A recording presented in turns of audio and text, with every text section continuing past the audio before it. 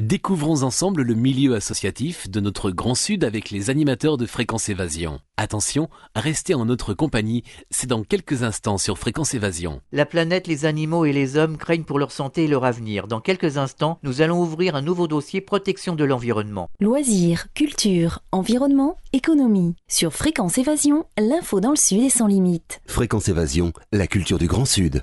Sur Fréquence Évasion, nous allons ouvrir les dossiers de l'environnement et protection des animaux. En compagnie de Christiane de Bernard, nous allons parler d'une histoire de troupeau. Christiane de Bernard, bonjour. Bonjour. Merci de participer à cette émission sur Fréquence Évasion. Alors, vous avez un problème avec une histoire de troupeau, on aimerait en savoir plus. C'est en effet un très gros problème qui dure depuis une dizaine d'années.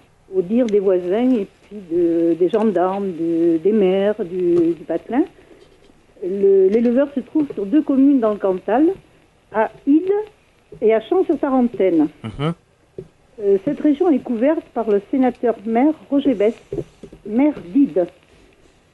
Ce dernier est très embêté parce que tout le monde lui a reproché de faire des protections et je n'y crois pas un seul instant. Je n'y crois pas. Les associations telles que la SPA, la Fondation Bardot, les animaux de ferme s'y sont tous cassés les dents. Je crois que c'est par manque de persévérance. J'ai travaillé sur cette affaire depuis 15 jours en lançant des appels de soutien par email sur Internet. Et ma foi, j'ai eu beaucoup de réponses de tous les coins du monde, des États-Unis, du Canada, des Philippines, de Belgique, de Suisse et bien évidemment de France. Et avec ces lettres, nous allons pouvoir déposer plainte. Alors, quel est le problème exactement de ce troupeau ? Le problème, c'est un éleveur dont les pâtures ne sont pas clôturées. Donc, les animaux s'évadent, déambulent dans les rues, accrochent les voitures. Pour le moment, il n'y a pas eu d'accident sur personne. Mais ça peut arriver. Et il manque de la nourriture, il manque de l'eau. Donc, c'est de la maltraitance. La maltraitance pure et simple. En ce moment, il y a environ une trentaine de têtes de bétail sur Ide. Sur Champs-sur-Tarentaine, il y a environ 14 têtes et 42 sont en alpille. Le sénateur-maire a pris un arrêté pour demander à cet éleveur de bien vouloir clôturer. Ce qu'il a commencé de faire, mais bien évidemment, c'est très important et il n'a pas fini. Alors, on pourrait évoquer un peu les problèmes de ces animaux qui sont maltraités. Est-ce qu'on pourrait justement faire un petit bilan de toute cette maltraitance animale que l'on peut constater au jour le jour ? Ce qui ne m'encourage pas beaucoup, c'est qu'à la suite, j'ai contacté bien évidemment France 3 Auvergne, j'ai contacté la montagne, et ils m'ont tous affirmé que c'était pas le seul troupeau qui est dans ce cas dans le Cantal. Alors je trouve que c'est un petit peu lamentable. Le Cantal est quand même un pays vert, il y a de l'eau, il y a l'herbe est verte, il y a de la montagne. J'ai du mal à comprendre la position de ces éleveurs qui sont peu scrupuleux. Je suppose que c'est pas propre à l'Auvergne, il doit y en avoir aussi malheureusement un peu partout en France et chez nous dans le sud de la France. Je pense que vous devez lutter au jour le jour contre tous ces problèmes que subissent ces animaux. Je lutte au fur et à mesure où on me donne les affaires et je les traiterai toutes de la même manière que j'ai traité celle-là. J'ai eu un petit peu de chance parce que le sénateur en avait vraiment marre et puis il a détecté qu'il fallait faire quelque chose. Donc il a fait un arrêté.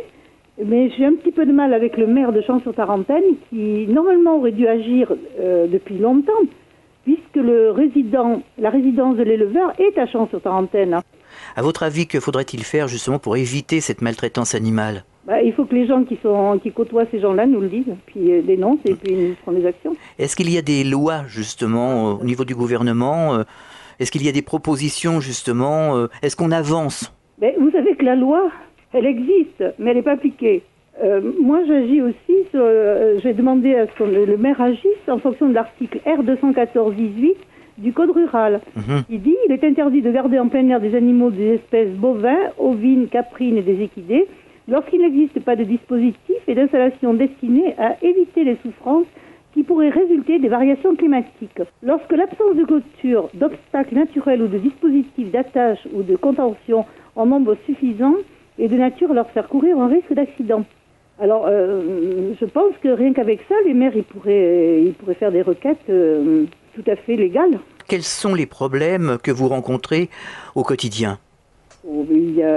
On pourrait rappeler quand même. Il y a les abandons, il y a la corrida, il y a tout ce qui touche l'animal, quoi. Il y a beaucoup de problèmes. On est en train de faire des pétitions aussi pour les chiens à l'étranger qui sont vraiment... c'est horrible, quoi. On se demande comment la gente humaine peut faire des choses comme ça. C'est inacceptable. Nous sommes au XXIe siècle et c'est lamentable, Quel serait le message, Christiane de Bernard, que vous souhaiteriez passer aux auditeurs de Fréquence Évasion pour les inciter justement à prendre conscience qu'on ne maltraite pas les animaux? Eh bien, tout d'abord, alors n'offrez pas d'animaux à des enfants. C'est pas des peluches. Il faut arrêter tout ça.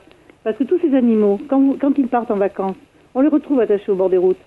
Et après, il faut...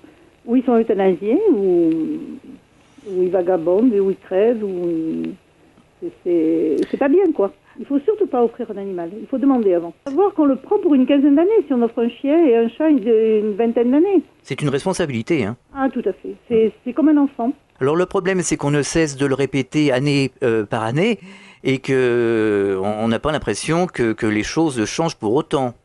C'est malheureusement vrai, mais il faut que les gens prennent conscience que ce n'est pas des jouets, que ça mange, ça boit, ça dort, et c'est un être vivant. Exactement, avec une conscience. Il y a aussi l'article 7 de la Convention des droits de l'animal, de la Déclaration universelle des droits de l'animal, qui est très clair, qui agit et qui dit « Tout acte impliquant sans nécessité la mort d'un animal et toute décision conduisant à un tel acte constitue un crime contre la vie ».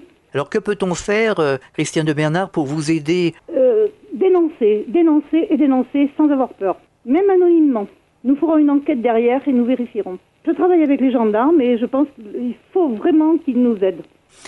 Christiane de Bernard, nous espérons que vous vous en sortirez avec cette histoire de troupeau et puis tous vos combats. À très bientôt sur l'antenne de Fréquence Évasion. Au revoir. Au revoir. À bientôt sur Fréquence Évasion pour un autre dossier environnement et protection des animaux. Fréquence Évasion.